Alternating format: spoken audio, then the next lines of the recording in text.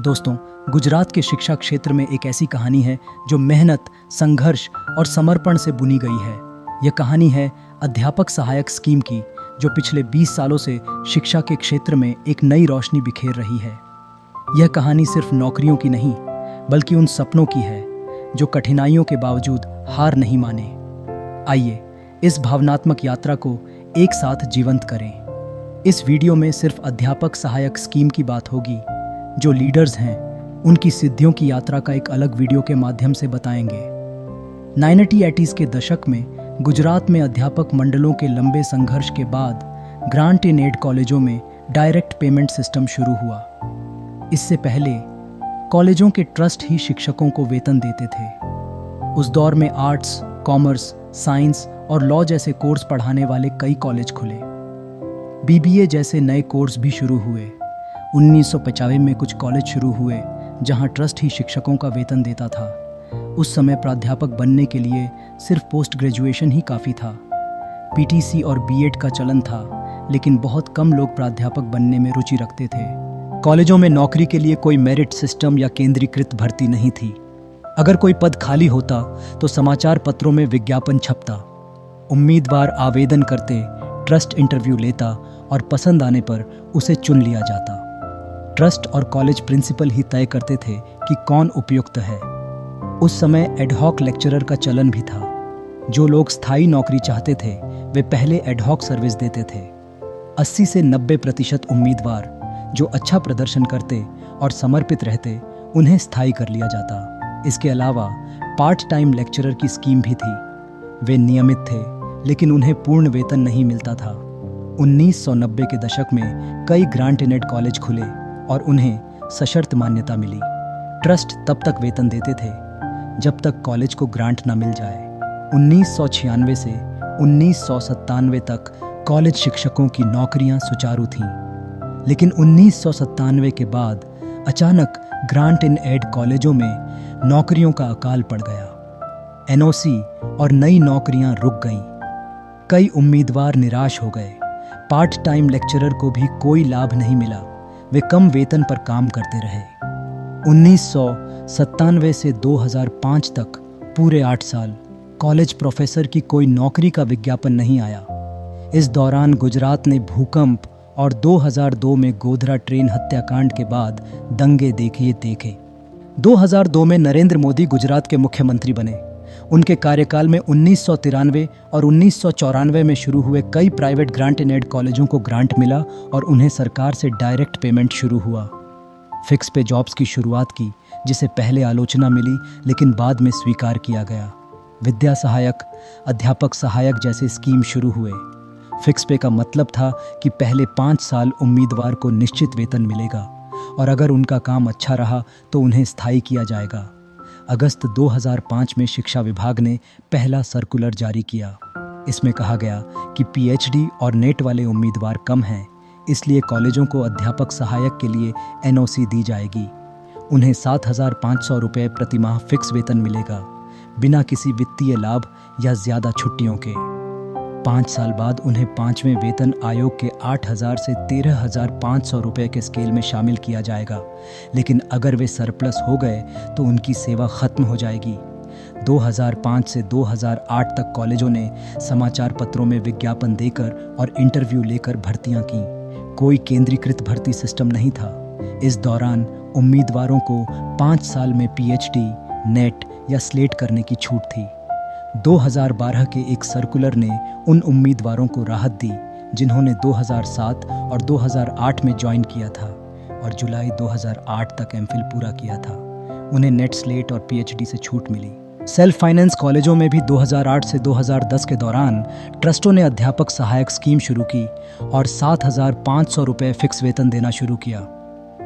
2010 में यूजीसी ने नया रेगुलेशन जारी किया, जिसे यूजीसी रेगुलेशन 2010 कहा गया। इसमें नेट, स्लेट और पीएचडी को कॉलेज शिक्षक के लिए अनिवार्य कर दिया गया। साथ ही एपीआई स्कीम लागू की गई, जो गुजरात के उम्मीदवारों के लिए लगभग असंभव थी, क्योंकि उस समय नेट, स्लेट पास करना और पीएचडी करना बहुत मुश्किल था। 2008 से अध्यापक सहायक के लिए नेट, स्लेट और पीएचडी अनिवार्य हो गया। गुजरात के सरकारी कॉलेजों में 2009 से व्याख्याता सहायक स्कीम शुरू हुई, जिसमें 11 महीने का कॉन्ट्रैक्ट था। आईएएस की भूमिका महत्वपूर्ण रही थी।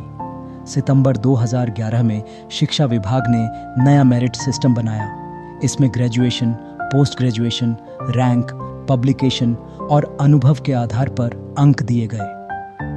भर्ती प्रक्रिया को ऑनलाइन कर दिया गया और www.chisuj.com पर विज्ञापन जारी हुए। चूंकि पीएचडी नेट स्लेट वाले उम्मीदवार कम थे, इसलिए एमफिल वालों को भी आवेदन की अनुमति दी गई, लेकिन प्राथमिकता पीएचडी नेट स्लेट वालों को दी गई। जनवरी-फरवरी 2012 में इंटरव्यू और मार्क्स वेरिफिकेशन एक ही दिन हुआ। पीएचडी नेट स्लेट वालों को नौकरी मिली, लेकिन एमफिल वालों को यूजीसी के निर्देशों के कारण नहीं चुना गया। यह पहला मेरिट बेस्ड बैच था। 2012 के जुलाई और अगस्त महीने में गुजरात सरकार ने एक नया विचार पेश किया। इस विचार का नाम था डेटा बैंक। इसके तहत सभी उम्मीदवारों के अंक, प्रकाशन और अनुभव को एकत्रित करके एक डेटा बैंक में संग्रहित किया जाना था। इस डेटा बैंक का मकसद था कि भविष्य में होने वाली अध्यापक सहायक भर्तियों के लिए यह जानकारी आसानी से उपलब्ध हो सके। इतना ही नहीं, उम्मीदवारों को यह सुविधा भी दी गई थी कि वे समय समय पर अपने डेटा बैंक में जानकारी अपडेट कर सकते हैं, जैसे कि नए प्रकाशन, अतिरिक्त अनुभव या नई शैक्षणिक योग्यताएं। यह विचार बहुत ही आशाजनक था। इससे भर्ती प्रक्रिया को और पारदर्शी, व्यवस्थित और तेज करने की उम्मीद थी। उम्मीदवारों को बार बार अपने दस्तावेज जमा करने की ज़रूरत नहीं पड़ती। सरकार को भी एक केंद्रीकृत सिस्टम मिल जाता, जिससे मेरिट लिस्ट बनाना आसान हो जाता। यह सपना था कि डेटा बैंक भविष्य की भर्तियों का आधार बनेगा और उम्मीदवारों के लिए एक नया रास्ता खोलेगा। लेकिन अफसोस, यह सपना हकीकत में बदल नहीं सका। अक्टूबर 2012 में 7,500 रुपये का वेतन बढ़ाकर 16,500 रुपये किया गया, जो गुजरात सरकार का बड़ा कदम था। 2014 में साइंस कॉलेजों में भी भर्ती हुई।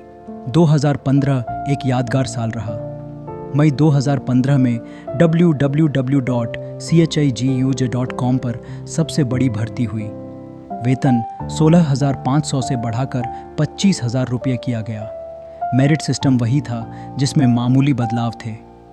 लेकिन इस भर्ती में कुछ विवाद भी हुए। वेरीफाइंग ऑफिसर्स ने www.isbnsearch.org जैसी वेबसाइट पर ISBN चेक किया, जिससे उम्मीदवारों ने भारी विरोध किया। बाद में सेल्फ डिक्लेरेशन से मामला सुलझा, क्योंकि उस समय ISBN सर्च की कोई आधिकारिक वेबसाइट नहीं थी। उम्मीदवारों ने राजा राममोहन रॉय एजेंसी से ISBN अलॉटमेंट के पत्र भी दिए। कुछ उम्मीदवारों ने क्वालिफिकेशन को लेकर हाईकोर्ट में केस किया। मेरिट लिस्ट और इंटरव्यू के बाद हाईकोर्ट ने भर्ती पर रोक लगा दी।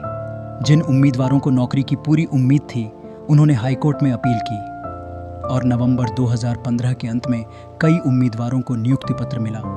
दिसंबर 2015 और जनवरी 2016 में कई लोग नियुक्त हुए। अप्रैल 2017 में आनंदीबेन पटेल के कार्यकाल में वेतन 25,000 से बढ़ाकर 40,176 रुपये किया गया। 2017 में एक सर्कुलर जारी हुआ, जिसमें 1990 के दशक से शोषित पार्ट टाइम लेक्चरर्स को यूजीसी के अनुसार क्वालिफिकेशन होने पर अध्यापक सहायक बनने का मौका दिया गया। फरवरी 2018 में कई पार्ट टाइम लेक्चरर्स अध्यापक सहायक बने। अप्रैल 2018 में बीएड और लॉ कॉलेजों में अध्यापक सहायक की भर्ती हुई, जो पुराने मेरिट सिस्टम पर आधारित थी। यह प्रक्रिया सुचारू रही। 2018 में यूजीसी रेगुलेशन 2018 आया, जिसमें टेबल 3A के तहत मेरिट सिर्फ शॉर्ट लिस्टिंग के लिए थी, न कि सिलेक्शन के लिए। गुजरात के शिक्षा विभाग ने 2019 में इसे अपनाया और एक पद के लिए 6 उम्मीदवारों का नियम बनाया। एनओसी का नियम भी बदला। पहले वर्कलोड के आधार पर एनओसी मिलती थी, लेकिन 2019 से केवल मृत्यु, इस्तीफा या रिटायरमेंट पर ही पद भरे जाने लगे। 2020 में कोरोना महामारी के दौरान www.chisuj.com डोमेन उपलब्ध न होने के कारण नई वेबसाइट www.raschegUJ.in बनाई गई। नई भर्ती के लिए आवेदन मांगे गए।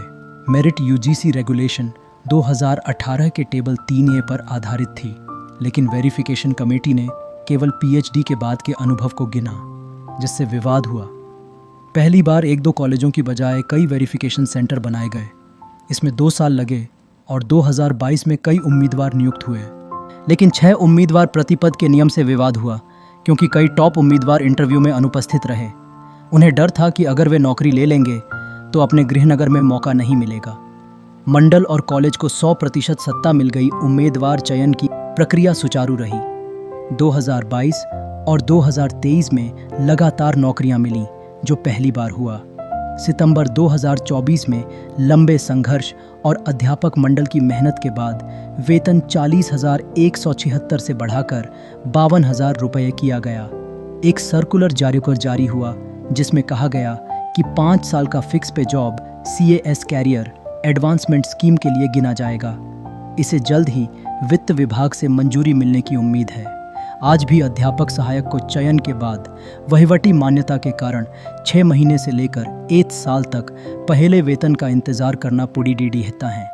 अध्यापक सहायक सिर्फ शिक्षक नहीं हैं, वे शिक्षा के मंदिरों के वो दीपक हैं जो हर मुश्किल में जलते रहे।